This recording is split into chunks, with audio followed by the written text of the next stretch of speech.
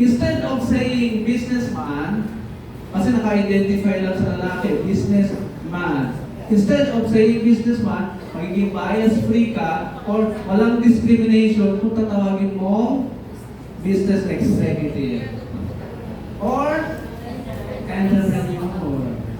Okay? Next, career girl or career woman, nakatutok na sa babae, paano naman yung lalaki? Pwede tawagin professional or manager or executive. Okay? Next, cleaning lady. Hindi kita-kita, lady. O, babae na naman. Ano dapat? Cleaner. Para gender sensitive. Okay? Next, delivery boy. Courier or messenger. Ako minsan guilty ako, no? Siguro sa tulong din ng mundo eh. Pag may nag-deliver sa akin ng food panda, tapos nakita ko babae pa kala, ha? Babae? Delivery girl? So, dahan-dahan ko na rin inaalis yun. Yung ganong mentalidad. Ganun din gawin nyo, ha? Kaya ako tinuturo ko yung ganitong bagay. Next, foreman. Pag foreman, di ba nasa isip natin lagi lalaki? Lalo na sa construction, foreman. Ang babae ba? Kaya maging foreman? Kaya naman eh, di ba? May makaroon ka ng engineering, civil engineer, o structural engineer ka. Pwede ka maging foreman. Pero wala pa akong na-experience. Ang babae ginawang foreman. Or forewoman. Wala pa. Kasi galing ako sa construction industry din eh. Kung lalaki na-assign ng foreman. Siguro it's time for these construction companies to assign. Give chance, no? Give chance. Welder nga eh, may mga babae na nag-welding eh. Diba? Sa TESDA, kung babae may rollings. Diba? Next. Kaya pag foreman, babae man o lalaki, siya ay, tawagin niyo siyang supervisor. Supervisor. Ito naman next, Girl Friday. Girl Friday. So, bias siya, di ba? Bias. Anong pwedeng itawag? Clerk, office assistant, or receptionist. Sa receptionist, may mga lalaki na rin receptionist. Makikita mo sa opisina, sa harapan. Okay? Na-practice na rin nila yan. Insurance man. Insurance man. Dapat ay insurance agent. Landlady, landlord. Dapat ay proprietor or building manager. Pag landlord naman, kasi yung lord, ibig sabihin ng lord, means owner. Land owner. Ginawang landlord. Kasi yung case sa British, pag meron sila mga pag-aaring malalaking lupa, ang tawag sa kanila ay lord. At sila ay may-ari ng mga malalaking lupa. Sila yung may yaman. They are being called as lord, which means owner. Okay? Mailman. Mailman. Mail carrier or letter carrier. Pero so far, wala pa akong nakitang postman na babae. Nakita na nag-deliver na ng sulat sa inyo ng babae. Wala pa, no? So, ibig sabihin yung post office, hindi ko nila pina-apply. No? Pagalitan natin yung post office. Pwede naman maging postman yung postwoman eh, yung babae. Magkano yung trabaho, di ba? Next, newsman. Ang tawag natin ngayon ay journalist or reporter. O kasi nga hindi pinagsasalita o pinagre-report yung mga babae noon eh. Lagi lalaki yung TV host eh, or newscaster eh. Kaya kailangan ng palitan, baguhin. Policeman.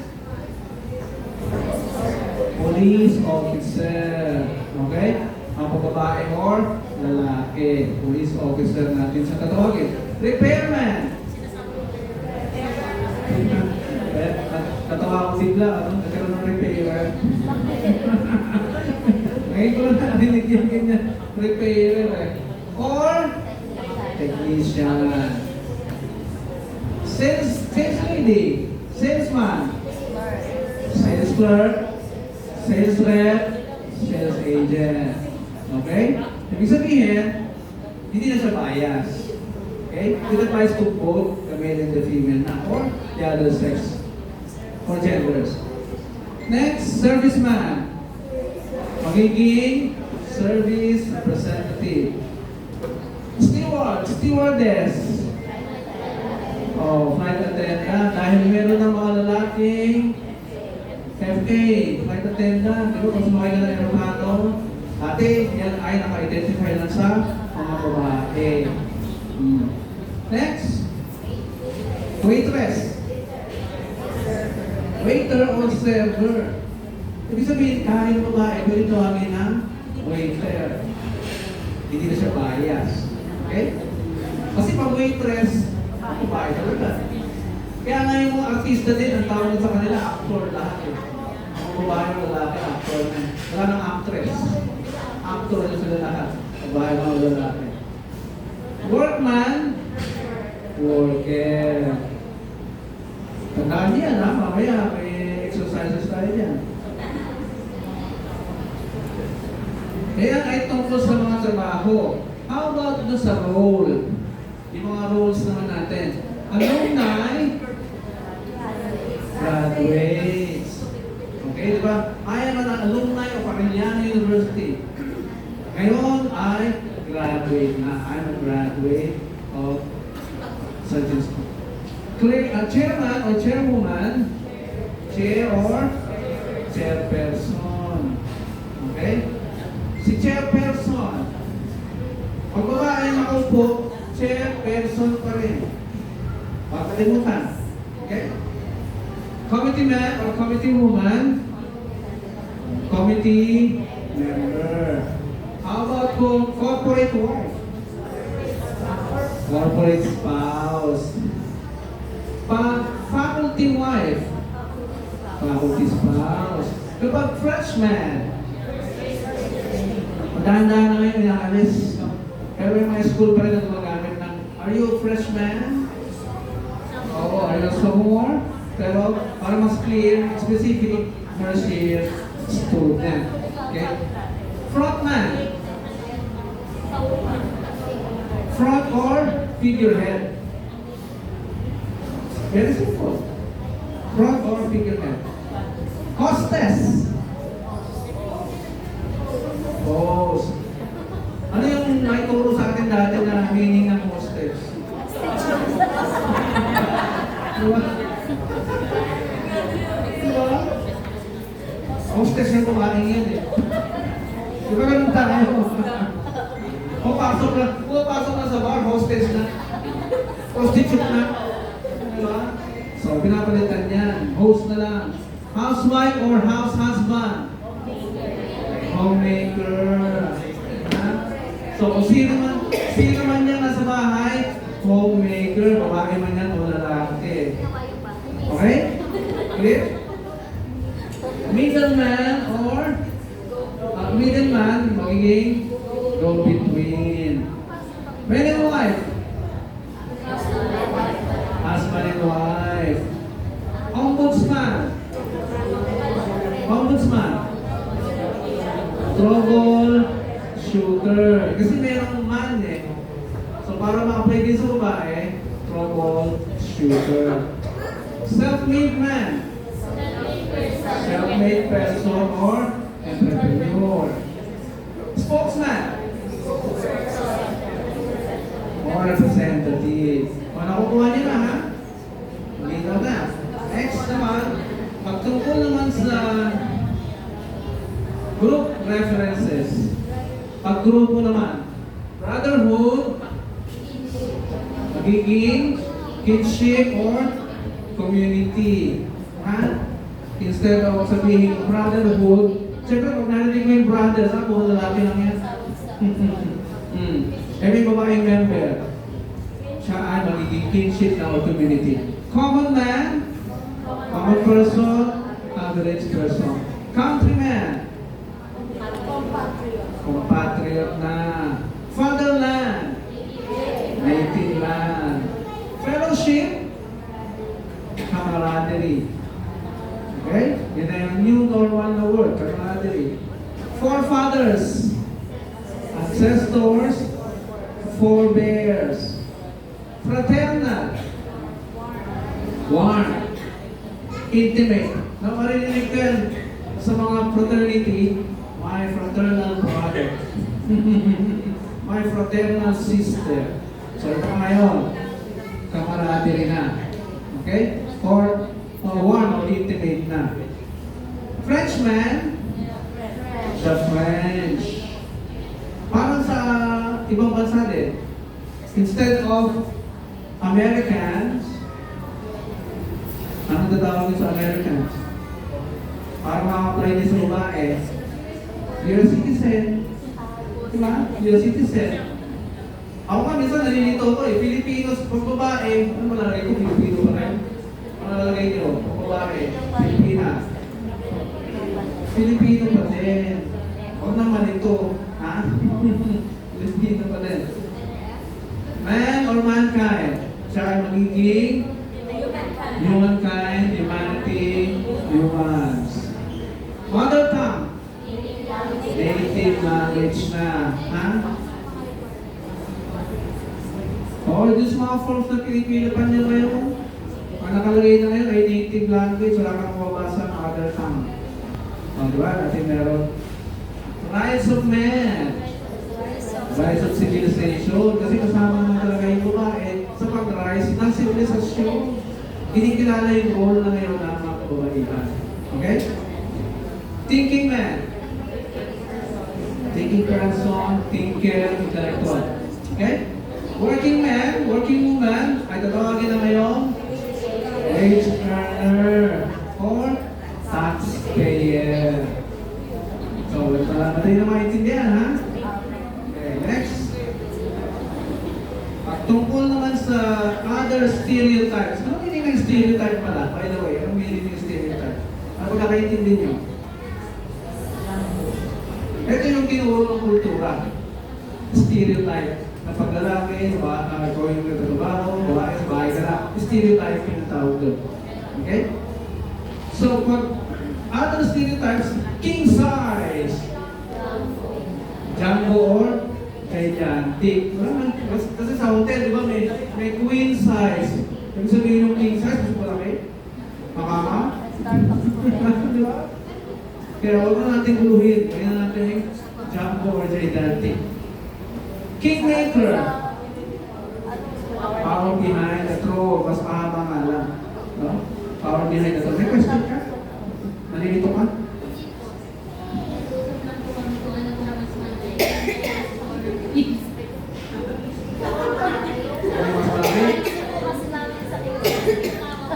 Ay, sa king size, sa kayo naman ako.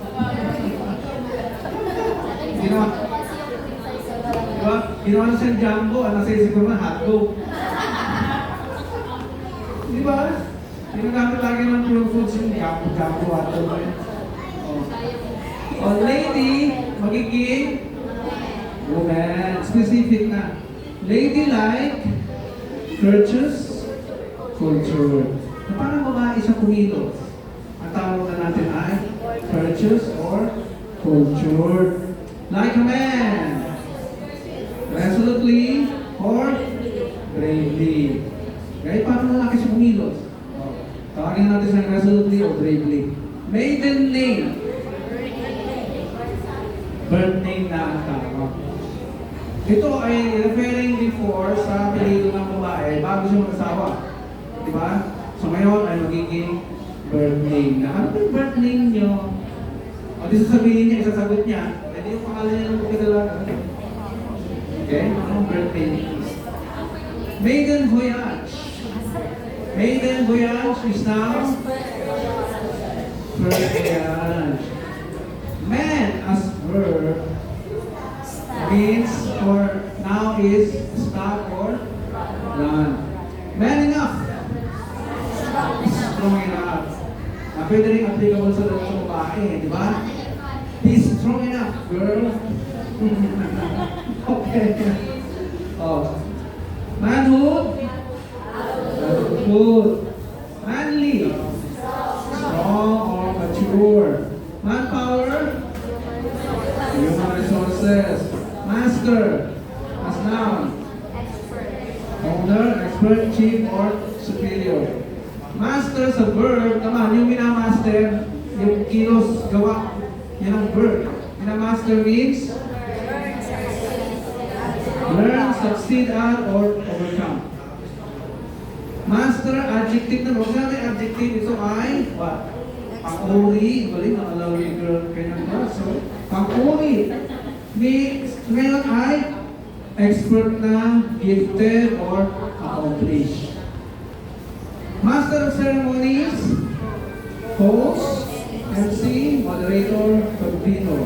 So it now applies to whether anong sex niya or gender niya. Okay? Masterful, skilled, or competent, commanding. Yun ang mayroon magiging terminology natin kapag masterful. Mastermind,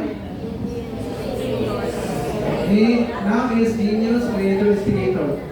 Di ba ang unang turo din sa atin, pag mastermind ka, ikaw yung utak ng krimen. siya po yung mastermind. Doon sa krimen. So, pinapalitan na ngayon. Ginagawa na siya, genius, creator, instigator. Meron pa yata. Mastermind, Kung verb naman, verb na mastermind, ito ay, ngayon ay oversee, launch, originate. Kung masterpiece naman, ito ngayon ay work of genius. O parang bigasin nyo, French.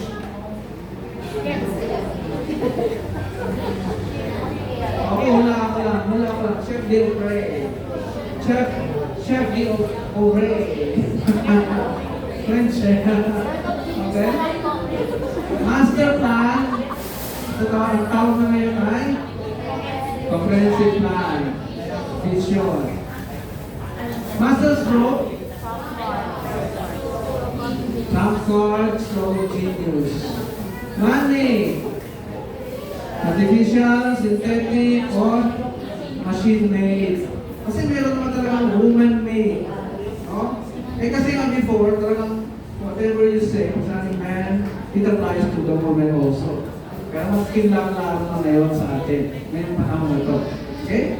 Instead of man-made, kaya doon sa Kaliraya, alam niyo yung Kaliraya, Laguna? Meron malalim na tubig doon. Man-made yun. Gawa lang ng tao yun, nilagyan lang maraming tubig. Artificial, synthetic, machine-made, as applicable. Kung machine ang nature, yes, diba? Machine-made. Kaya cellphone, machine-made yan. Okay? Pwede ginawa nila sa bahay. Okay? Man of action, dynamo. He is a dynamo. Or she is a dynamo. Diba? Siya ay mahusay. Kumikilos, gumalaw, magturo. Para siyang dynamo. Okay? O, bibigyan ko na yung sample, ha? How to use it in a sentence, ha? O, yan, exercises tayo. Man of action, man of letters, scholar, writer, literary figure. Okay? Kaya, ano ang naging effect sa atin ngayon sa society yung pagpapakilala ng gender sensitivity? Anong naging effect? May equality na. Makikita nyo sa balita, isang babae, ginilala sa United Kingdom dahil sa kanyang angking galing sa art. Diba? Makikita nyo na yun sa news. Dati, wala yun. Hindi yung pinapakita. Pinaplock yun. Okay? Pinaharangan nyo ng mga kalalakihan. Eh ngayon, very open na. Pagka na-recognize na whatever gender na pinakilala mo, kilala rito. Oo. Diba? nung una ko mabasa, let's talk about yung suicide, yung latest suicide na anak ng Kim Atienza.